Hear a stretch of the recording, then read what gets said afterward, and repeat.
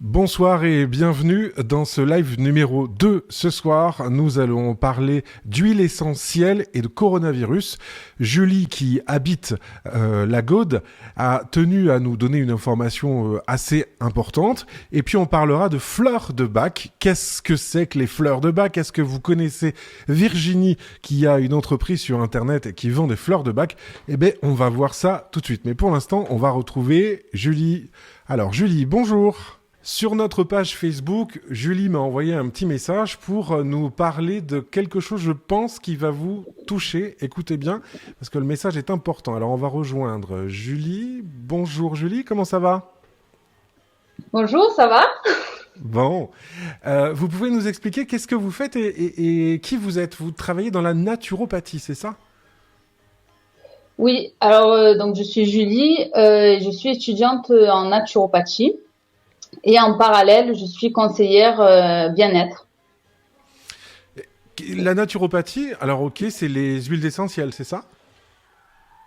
Alors la naturopathie, ça englobe toutes les médecines douces. C'est-à-dire, il y a l'aromathérapie, la nutrithérapie, la phytothérapie, les thérapies énergétiques. Les, Donc voilà, ça les, englobe un peu toutes les médecines douces, quoi. D'accord, les fleurs de bac aussi, on va en parler juste après Oui, vous avec Virginie qui nous présentera ce qu'elle fait, qui habite à la Gaude. Et dans la naturopathie, il y a les huiles essentielles, c'est ça? c'est ça. On utilise, enfin moi personnellement, j'utilise beaucoup les huiles essentielles. Ok. Les huiles essentielles, aujourd'hui, vous avez eu une info, il faut y faire attention. Est-ce que vous pouvez nous expliquer le pourquoi du comment? Alors, les huiles essentielles, il faut savoir que donc c'est associé du coup à la nature. Du coup, c'est des produits naturels, mais qui sont en forte concentration en fait de molécules et que prises, donc si elles ne sont pas prises correctement, du coup, elles peuvent être dangereuses pour la santé. Et du coup, là, j'ai reçu un mail jeudi de la société avec laquelle je travaille qui nous a alerté sur l'utilisation des huiles essentielles pendant l'épidémie du coronavirus. Parce que certaines huiles essentielles, en fait, peuvent avoir en tout cas les mêmes effets que les anti-inflammatoires. Alors, type Voilà. anti-inflammatoire, type, par exemple, l'ibuprofène, là où on a dit attention, prenez pas Par trop exemple. d'ibuprofène. D'accord, ok. Mais Voilà. il y a des études là-dessus, c'est en test, comment ça marche? Euh, alors là, nous, c'est la boîte, en fait, c'est l'entreprise pour laquelle je travaille qui ont travaillé dessus suite à l'annonce des anti-inflammatoires sur le coronavirus. Euh, et du coup, ils ont analysé un peu les substances pour voir un petit peu si les huiles essentielles étaient dangereuses ou pas, pouvaient être en tout cas dangereuses ou pas. Et il s'avère que ça peut être potentiellement dangereux, en fait. Donc Julie, ces huiles essentielles, est-ce qu'il y en a certaines qu'on peut prendre, d'autres pas prendre, ou pour l'instant on ne sait pas? Alors, pour l'instant, il n'y a rien de scientifiquement prouvé. Ils sont encore en train de faire des recherches. Mais étant donné qu'on sait que, par exemple, l'huile essentielle de Golteri, qui est utilisée souvent en massage pour les rhumatismes, tout ça, elle est composée en grande quantité de salicitate de méthyle, qui est une molécule très proche de l'aspirine, par exemple. Donc déjà, D'accord. celle-là, on va fortement éviter tant qu'on n'a pas de source scientifique qui nous confirme ou pas le risque potentiel, quoi. D'accord. Donc, Ensuite, les autres huiles essentielles qui sont potentiellement à risque, ces huiles essentielles qu'en général on utilise pour les bienfaits antivirales, tout ça, pour le système immunitaire aussi. Donc celle-là, il faut faire attention par rapport à la proportion de molécules contenues dans l'huile essentielle. si vous voulez faire comme Julie, si vous voulez partager une info, si vous voulez venir nous rejoindre sur cette page Facebook et pendant les lives, c'est assez facile à faire. Normalement, ça marche pas trop mal. N'est-ce pas, Julie? Oui. Ça va, on n'a pas trop galéré. Ouais. Voilà.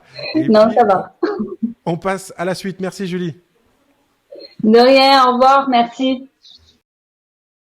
Alors, on va partir à la Ok. Gaude maintenant, au village, rejoindre Virginie grâce à nos gros moyens de duplex et Internet et la fibre gaudoise, bien Bonjour. sûr.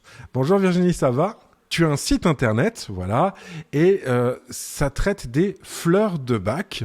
Alors, pour m'aider dans cette interview avec toi et pour découvrir ce que tu fais et qui tu es, voici une question d'un de mes 3 assistants.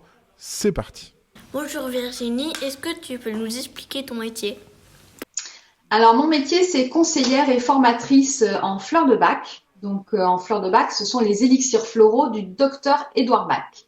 Et j'ai ici à la Gaude une société de vente en ligne qui distribue ces produits, notamment aux professionnels de la santé, donc les cliniques, les médecins, les hôpitaux, les naturopathes et tous les gens qui se servent de ces élixirs dans le cadre de leur activité professionnelle pour le mieux-être. Et puis, évidemment, le grand public qui commande directement en ligne. Alors, il y a une autre question de mon deuxième assistant, qui est la suivante. Je te laisse l'écouter. Est-ce que tu peux nous expliquer à quoi ça sert les fleurs de bac? Alors, les fleurs de bac, ce sont des petits flacons comme ça, qui contiennent des plantes sauvages qui ont été choisies par ce médecin anglais dans les années 20 et qui servent à réguler, à harmoniser nos émotions. Donc, qu'est-ce que ça veut dire, harmoniser nos émotions? Le docteur Bach, il avait observé en tant que médecin que des états d'âme, des états émotionnels négatifs persistants étaient nuisibles à la santé, notamment, premièrement, on va dire, quand on est dans un état émotionnel négatif tel que de la tristesse, du découragement, de la colère, de l'impatience et que ça dure, que c'est récurrent, on peut tomber malade plus facilement. Et puis, il a observé également que ceux qui sont déjà malades, quand ils sont dans des états émotionnels négatifs persistants, ils se rétablissent moins vite que les gens qui sont optimistes, joyeux, gais, etc. Donc, pour lui, c'est un facteur de santé très important. On sait aujourd'hui que le stress est un facteur affaiblissant de la barrière immunitaire. Donc, la barrière immunitaire, c'est ce qui nous protège des virus, des maladies. Alors, il n'y a pas que le stress qui est un facteur affaiblissant. Il y a le manque de sommeil, il y a l'hygiène alimentaire et puis il y a le manque d'une activité régulière et variée.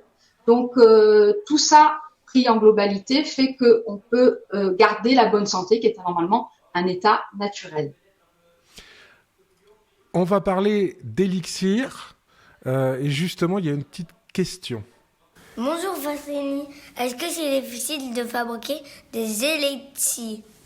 Alors, l'élixir, moi j'ai du mal à le dire aussi.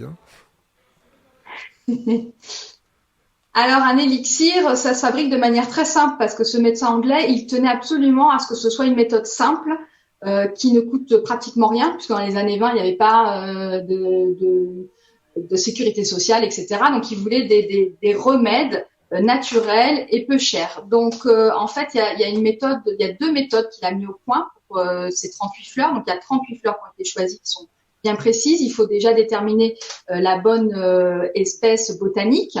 Et puis l'accueillir donc dans l'endroit où elles poussent, puisqu'elles ne sont pas cultivées, ce sont uniquement des plantes sauvages qui sont utilisées. Et ensuite, soit on les solarise, c'est-à-dire qu'on les met en infusion au soleil pendant un certain temps, soit on fait une ébullition, c'est-à-dire qu'on les fait bouillir dans de l'eau. Et ensuite, on les mélange avec du cognac, donc la boisson courante qu'on connaît, qui est un conservateur naturel, c'est ce qui existait à l'époque du docteur Bach et c'est ce qui existe toujours. Donc on peut trouver du cognac bio. Et on mélange cette préparation de plantes avec ce cognac, ce qui permet de la garder dans le temps ad vitam aeternam et de proprier toutes ses vertus, de conserver ses vertus.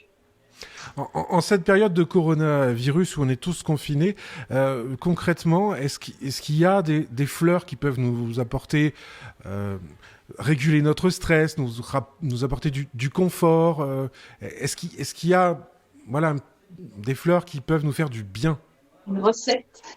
Une recette. Oui, alors il y a quelque chose qui quand même effectivement le plus connu, ce que les gens connaissent en général, les mamans le connaissent beaucoup parce que c'est ce qu'elles donnent à leurs enfants pendant les périodes d'examen, c'est ce qu'on appelle le rescue. Le docteur Bach avait mis ce composé de 5 fleurs contre le stress de manière générale en fait, Et c'est ce qui apaise effectivement notre état de peur, d'anxiété, etc., de stress global, on va dire.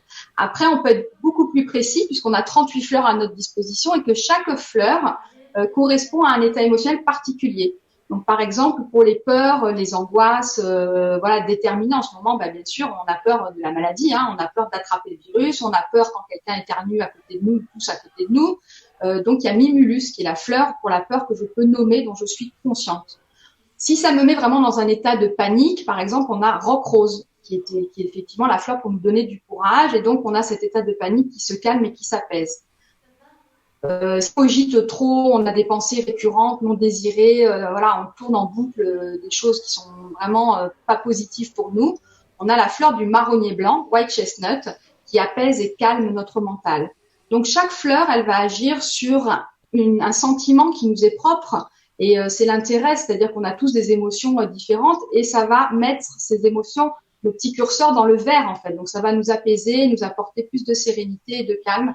Et effectivement, on en a besoin. Donc plus de patience, parce qu'en ce moment, on est peut-être impatient, on aimerait sortir, on aimerait courir, et c'est pas près de s'arrêter. Donc la fleur de l'impatience va nous apporter cette patience et cette bienveillance vis-à-vis de nous-mêmes et vis-à-vis de ceux qui nous entourent, avec qui on vit en confinement, par exemple. Alors, je te propose un truc. Si on veut en savoir plus, on voit là tout de suite des images de ta page Facebook. Je vous invite, si vous voulez, à aller vous abonner à la page Facebook de Virginie, Mes Fleurs de Bac.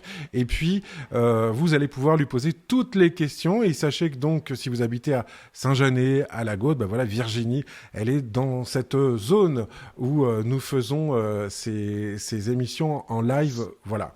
Merci beaucoup, Virginie. Et comme vous le voyez, je suis accompagné de mes 2 stagiaires de la rédaction de Baou TV, qui sont à la maison et qui bossent aussi à l'école.